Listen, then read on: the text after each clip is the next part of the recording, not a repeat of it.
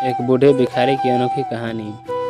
हर दिन एक भिखारी दरवाजे के पास आकर भीख मांगता था और घर का मालिक हमेशा घर के बाहर आते ही उसे देखकर फिर जाया करता। कई बार उसके लिए गालियां भी बकता। वे कहता, तू जिंदा ही क्यों है? पूरी जिंदगी ऐसे ही भीख मांगेगा क्या? धरती का बोझ क्यों बना बैठा है? और कभी कभी उस भिखारी को गुस्से में वह धक्का भी मार दिया करता। इतना कुछ हो जाने के बावजूद भिखारी मुंह से सिर्फ यही निकलता कि भगवान भगवान तुम्हारे पापों का माफ़ करें।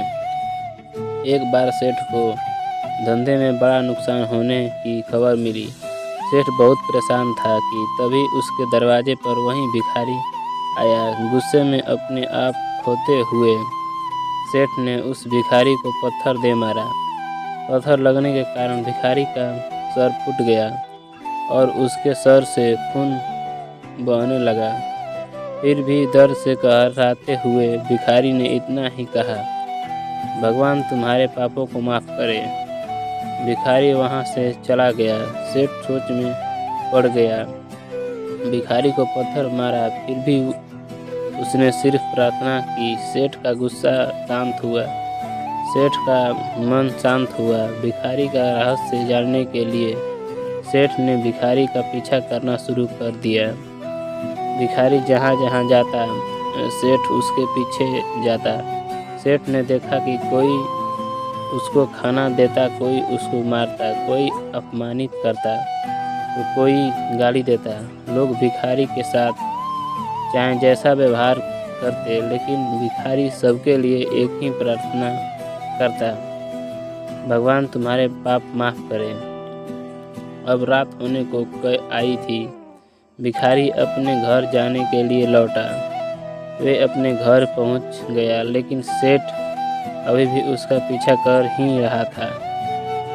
एक पुरानी टूटी हुई खटिया पर एक बूढ़ी औरत लेटी हुई थी। काफ़ी कमज़ोर और बीमार लग रही थी। वह भिखारी की पत्नी थी।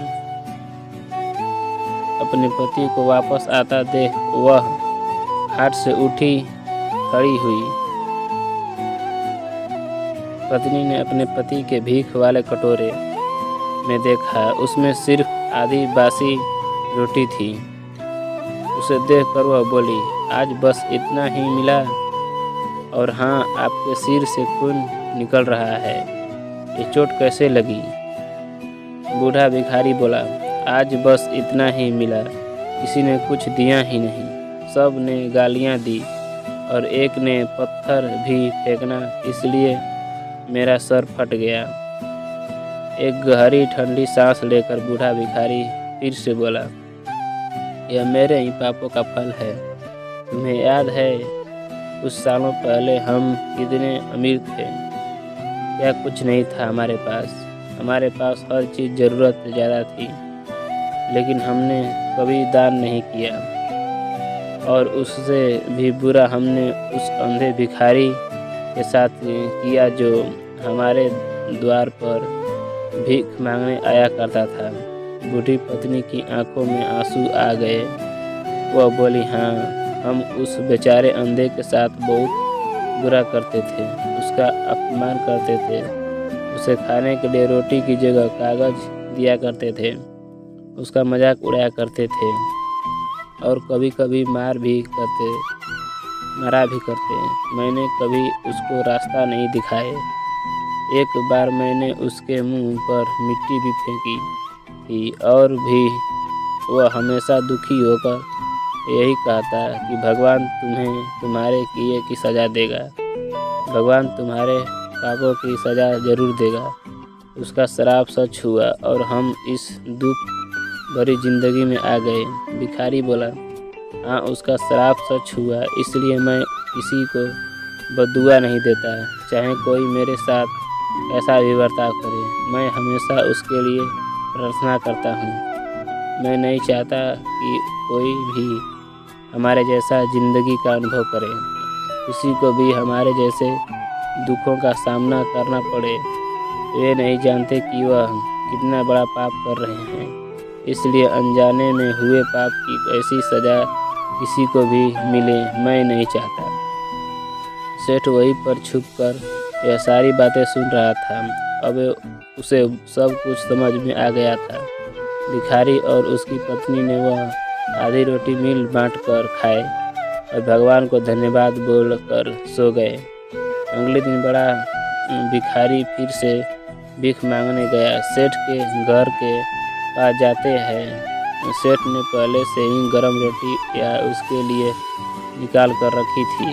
उसे देते हुए सेठ विनम्रता से बोला, माफ़ कर दीजिए बाबा, उसे बहुत बड़ी गलती हो गई। बूढ़ा भिखारी बोला, भगवान तेरा भला करे। इतना कहकर वह आगे निकल गया। इस कहानी से जो सीख लेने लायक है वो बड़ी ही सिंपल है कि आदमी चाहे किसी के बारे में बुरा कहे या भला कहे, लेकिन भगवान सिर्फ कर्म के हिसाब से उसको फल देता है। क्या हुआ अगर भगवान नहीं दिखता है, लेकिन यह बात बिल्कुल सच है, उसके खाते में सबका हिसाब बहुत पक्का होता है। इसलिए जब किसी के लिए कुछ भी करो तो अच्छा ही करो। अगर आपको यह कहानी अच्छी लगी है तो वीडियो को लाइक और चैनल को सब्सक्राइब अवश्य करें। वीडियो पूरा देखने के लिए धन्यवाद।